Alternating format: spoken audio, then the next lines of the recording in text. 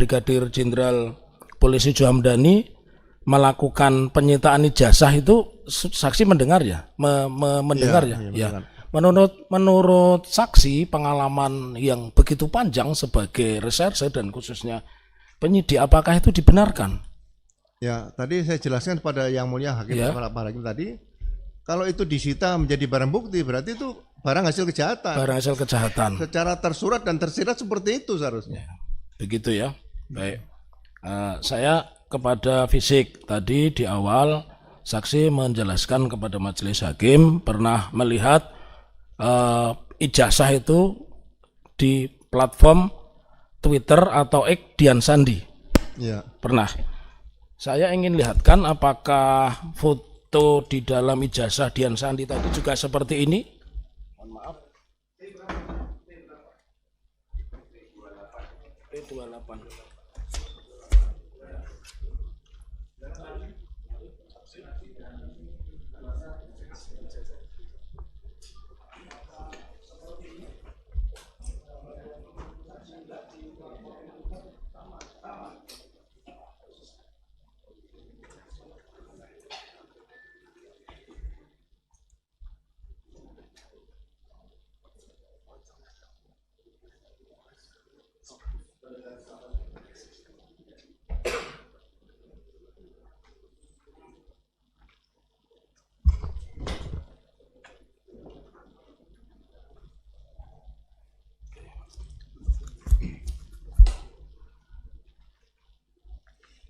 Baik, kami lanjutkan kembali bahwa tadi kepada saksi kami tunjukkan tentang gambar di buku reuni. Jadi saksi belum pernah lihat buku reuni ya, baru hari ini ya. Baru hari ini, tapi gambarnya sama.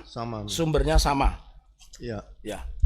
Lalu tadi saksi mengatakan secara fisik 2000 berapa yang dipanggil oleh Pak Jokowi? 2015. Ya, pertanyaan saya, apakah wajah Pak Jokowi sama dengan ada yang di buku alumni ini dan di platform Twitter yang saudara saksi lihat, wajah Pak Jokowi? Beda jauh. Sangat beda jauh. Ya, jadi sangat berbeda jauh. Monggo silakan rekan lanjutkan.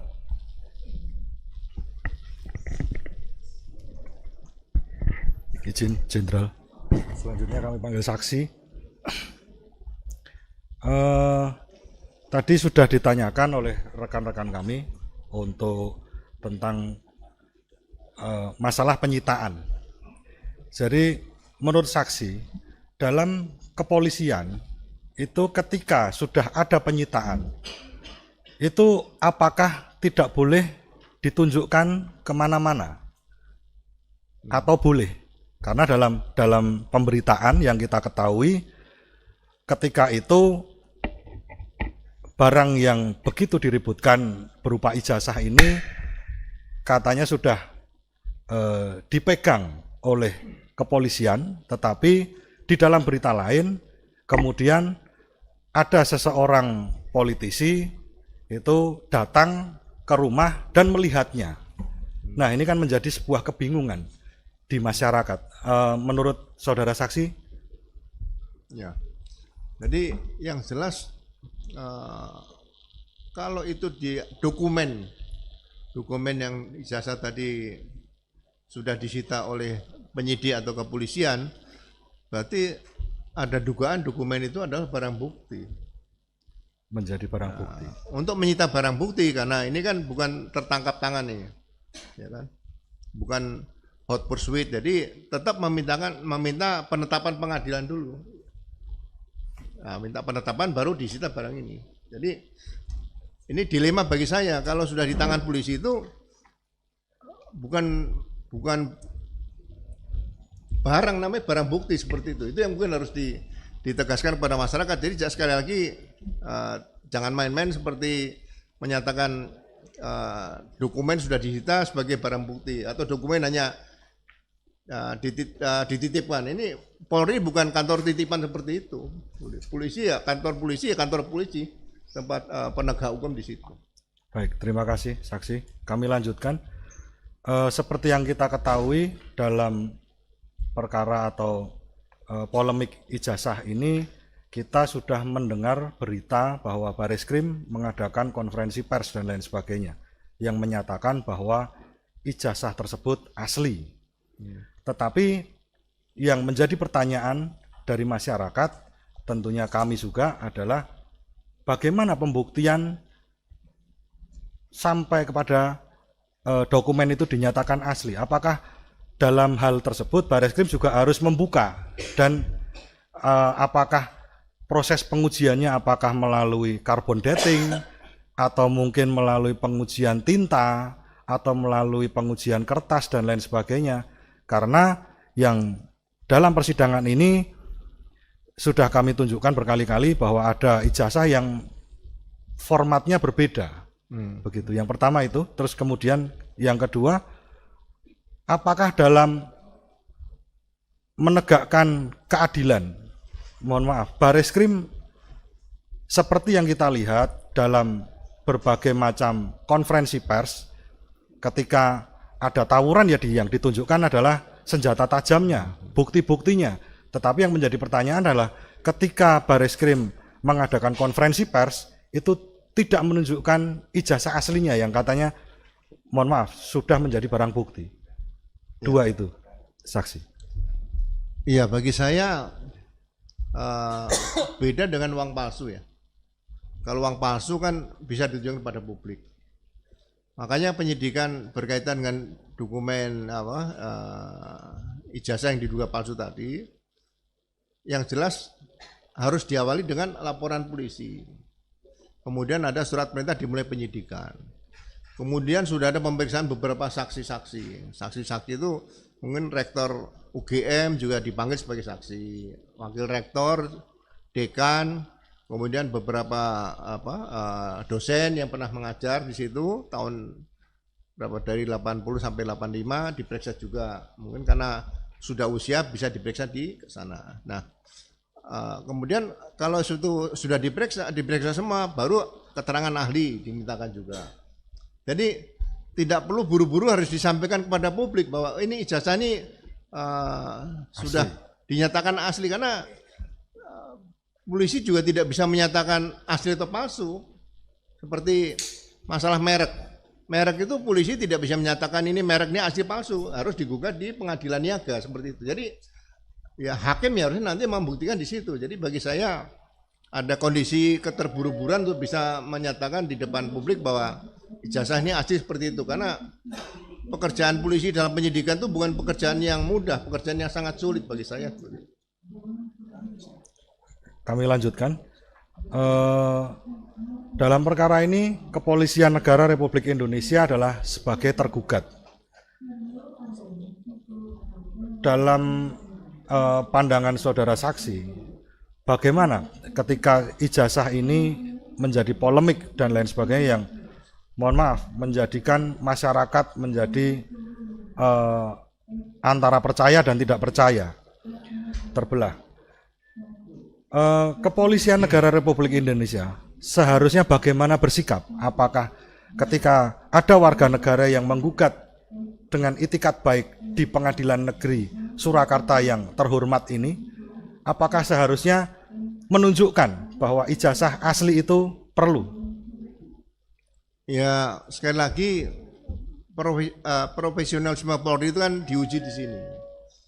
Saya tahun 1999 itu kasus Bulogit saja, untuk mendengar keterangan Presiden Gus Dur saja beliau siap sebagai saksi. Jadi tidak ada masalah.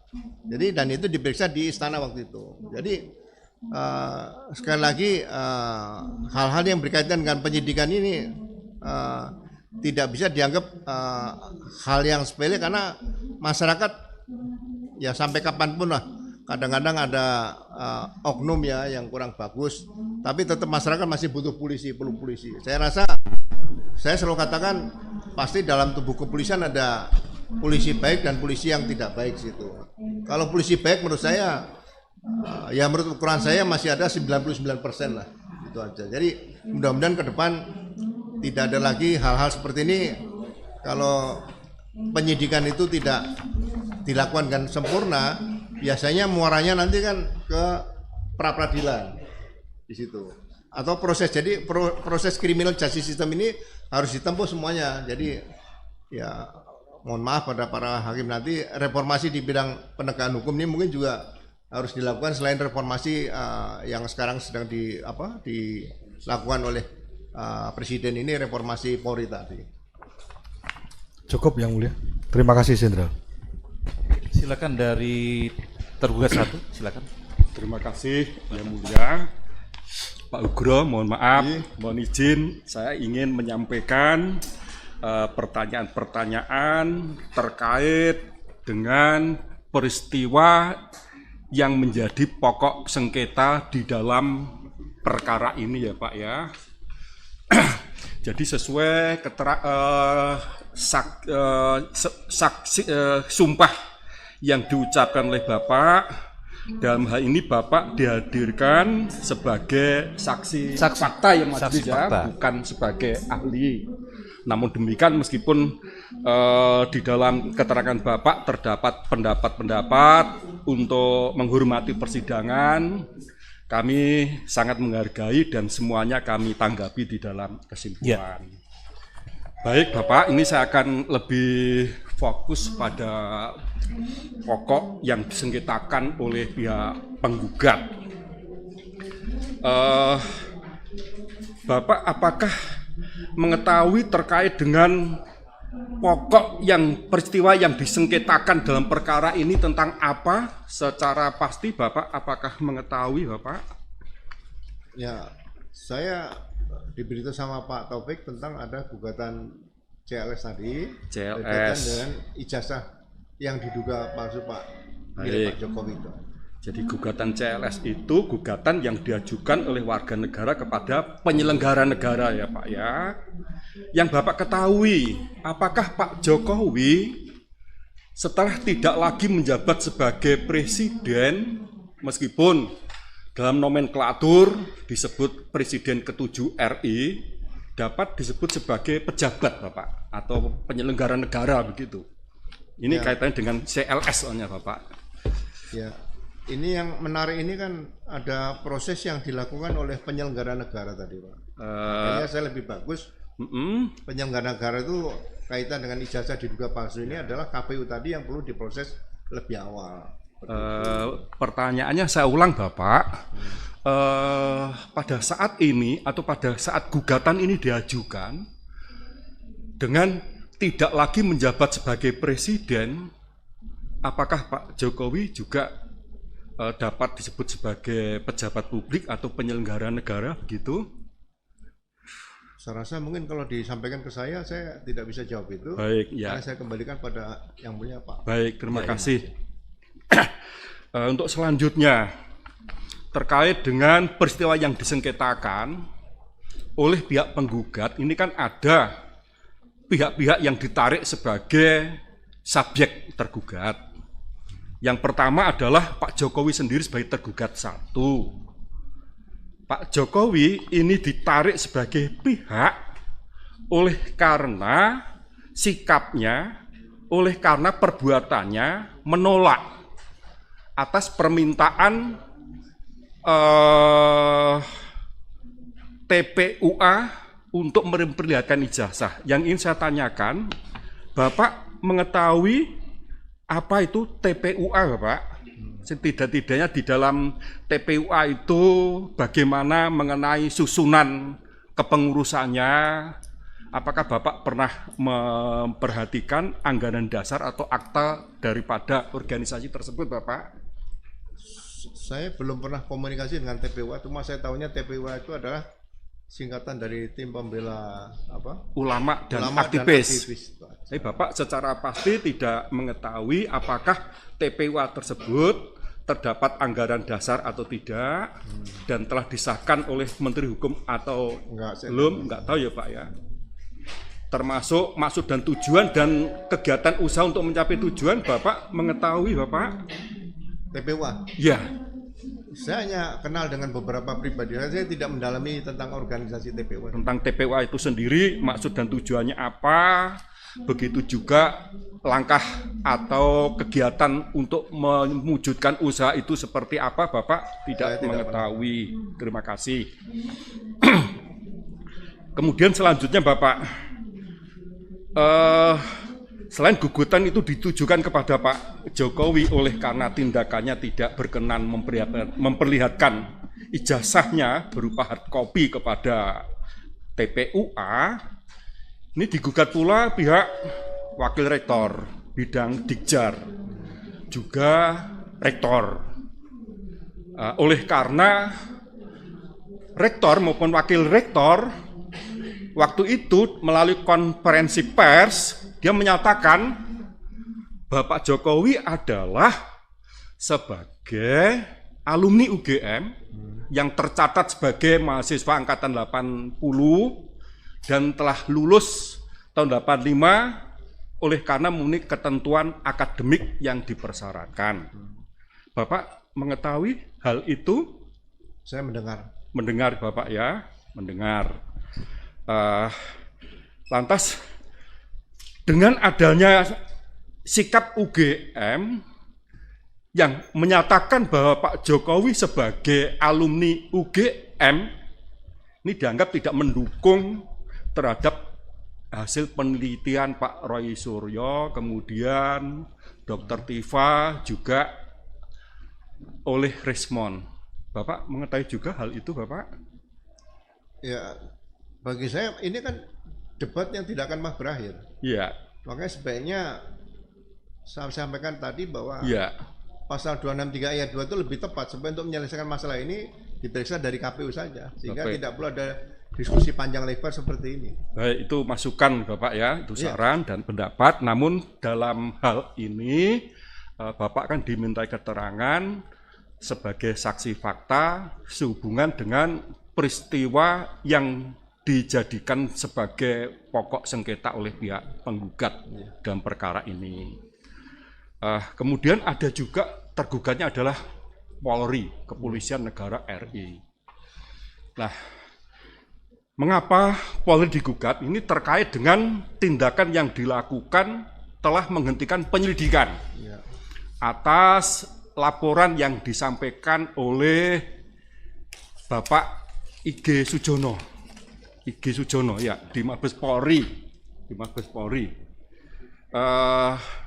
Lantas di mana letak kesalahan Kapolri yang Bapak ketahui untuk menghentikan penyelidikan terkait dengan laporan yang disampaikan atau pengaduan yang disampaikan oleh Egy Sujana ini, Bapak? Ya, saya selama di Polri dulu sampai reformasi dulu, Polri serambi depan selalu dipimpin oleh Perwira Samapta. Baik. Ya kan? Perwira Samapta ini seorang perwira berpangkat Letnan 2 bisa, Letnan 1 bisa, Ya. Kapten waktu itu. Kalau sekarang Ibda itu AKP. Ya. Nah, dia sudah punya kemampuan untuk menilai perkara ini pidana atau perdata, Ya. atau 50-50 bisa. Nah, setelah diterima laporan polisi menjadi LP, bukan Dumas. Ya. Itu LP, laporan polisi. Nah, laporan polisi itu akan disortir oleh reserse. Kalau pidana lanjut, kalau dugaan masih ada perdata, misalnya 50-50, akan dilakukan setelah diterbitkan surat perintah dimulai penyidikan, dilakukan tambahan penyelidikan. Penyelidikan ini tidak menyentuh pada objek. Makanya ada polisi yang gondrong, Pak, itu. Ya. Yang nyamar loh ya. Seperti itu. Nah, kalau misalnya itu nanti ternyata tidak ada pidananya, polisi punya kewenangan luar biasa oleh hukum acara pidana untuk memberikan kepastian hukum, terbitkan SP3, surat perintah penghentian penyidikan. Itu Karya Agung Kuhap itu sudah memberikan kewenangan luar biasa pada Polri. Nah, SP3 ini walaupun saya katakan belum 100% dapat kepastian hukum, itu masih bisa digugat pra peradilan. Jadi tidak ada namanya zaman dulu SP2 lidik kemudian ada penyelidikan sendiri.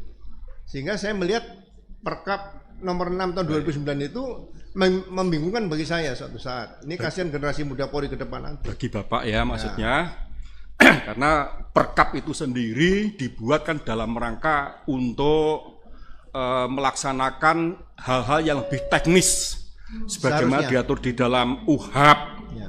dan di dalam undang-undang tentang pembentukan peraturan perundangan, Undang-Undang Nomor 12 Tahun 2011 itu pun diatur di dalam pasal 7 yang pada pokoknya bahwa peraturan yang dibuat oleh pejabat atas perintah peraturan yang lebih tinggi itu pun mengikatkan demikian, Bapak.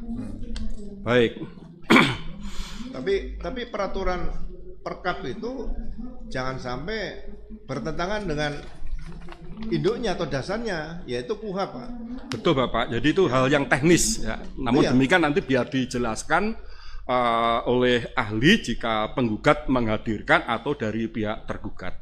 Demikian, Bapak J. Oke. Lantas apakah Bapak mengetahui tentang apa sebetulnya yang menjadi tuntutan bagi penggugat dalam perkara ini atau hal-hal yang dimohon untuk diputus oleh majelis hakim? Bapak mengetahui? Ya, saya tidak bisa mendahului yang mulia Pak Hakim, Pak. Maksudnya oleh penggugat ini karena mengajukan gugatan selain terdapat adanya peristiwa yang disengketakan, terdapat pula adanya hal yang dimohon kepada majelis supaya diputuskan demikian. Ya. Apakah Bapak mengetahui hal itu?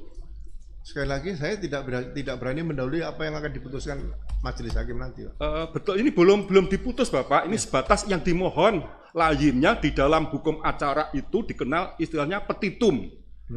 Nah, jadi apa yang dimohon oleh pihak penggugat, Bapak mengetahui? Saya tidak berani terjebak dalam jawaban seperti ini, Baik. karena ini adalah kewenangan para hakim nanti. Baik, terima kasih Bapak. Saya tidak bisa untuk memaksakan Bapak memberi jawaban terkait dengan pertanyaan tersebut. Jadi Bapak tidak bersedia untuk memberikan suatu jawaban atas pertanyaan terkait dengan tuntutan yang diajukan oleh pihak penggugat demikian.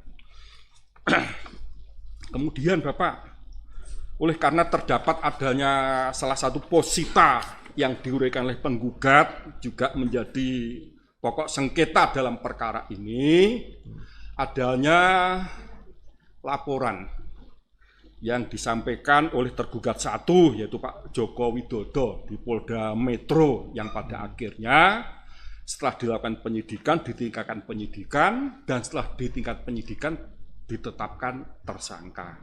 Pertanyaan saya, apakah Bapak mengetahui tentang prosedur yang selama ini dilakukan oleh penyidik Polri pada Polda Metro Jaya, Bapak? Khususnya mengenai penyidikan terhadap laporan Pak Jokowi mengenai dugaan tindak pidana fitnah yang dilakukan oleh Pak Egy Sujana dan kawan-kawan. Apakah Bapak mengetahui prosedur yang dilakukan oleh penyidik Polda Metro yang menangani perkara tersebut, Bapak? Ya, saya mengikuti karena yang dilaporkan pertama kali saya lihat kan pasalnya 310 sama 311 KUHP. Ya, Berarti kan itu delik aduan. mengikuti dalam pemberitaan Bapak ya. Ya, Baik. kemudian ya saya juga jumpa sama mereka kan sering ngobrol kita kan. Nah, Baik. saya melihat di sini semua kaitannya kan dengan dugaan ijazah palsu. Baik. Jadi bukan penistaan yang tidak ada sebab akibat. Nah, seharusnya Ya.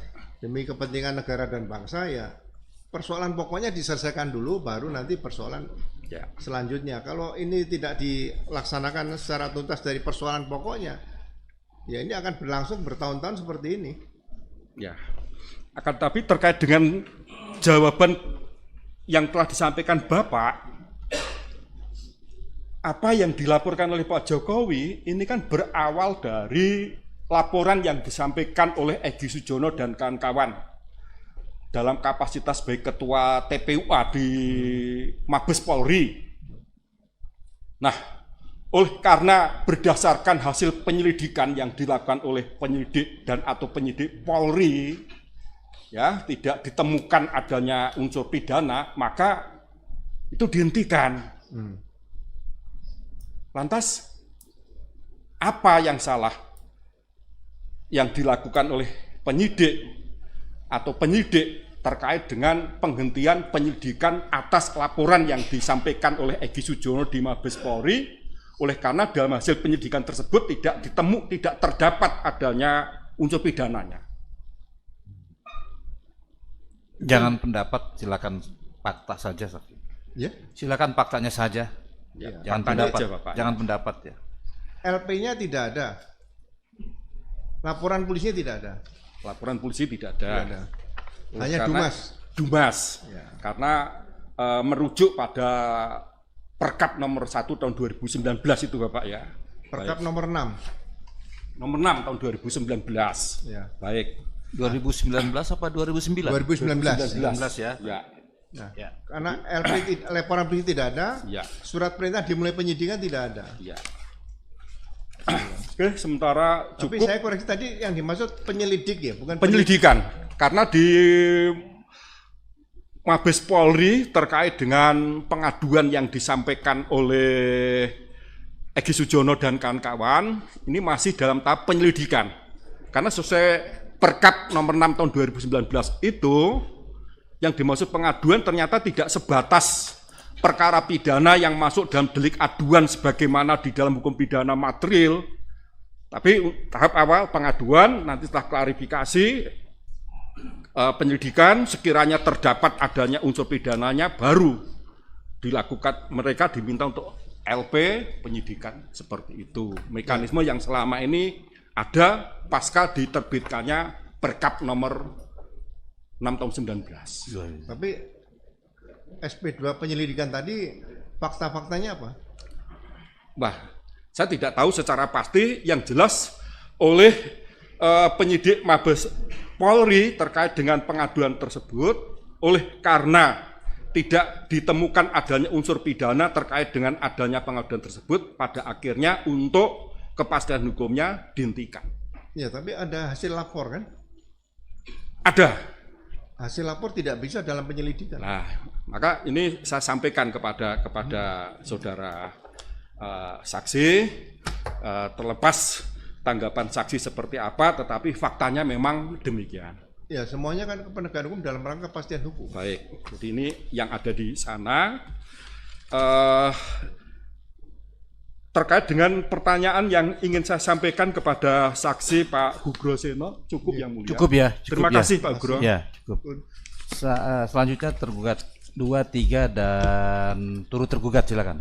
Yang sudah ditanya jangan ditanya kembali. Ya. Untuk tergugat 2, 3 dan turut tergugat kami akan menanggapi di kesimpulan saja Ya, mulia. kesimpulan ya.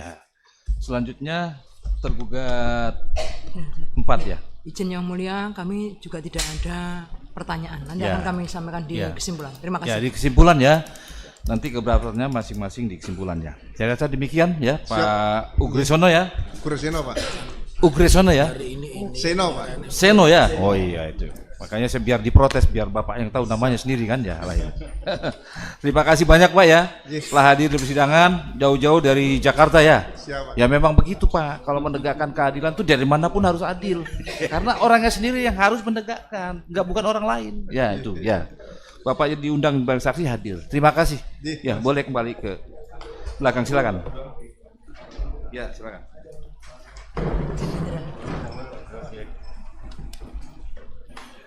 Kami nggak boleh. Silakan.